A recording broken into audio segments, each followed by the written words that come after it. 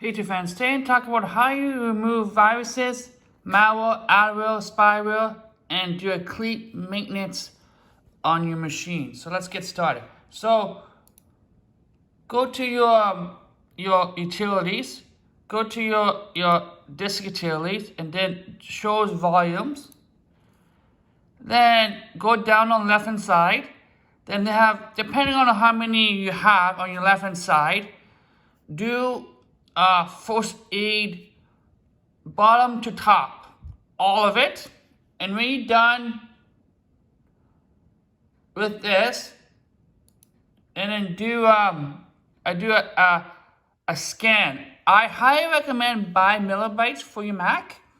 It's a great tool with your antivirus that helps remove all kinds of unnecessary threats on your Mac, right? Get this.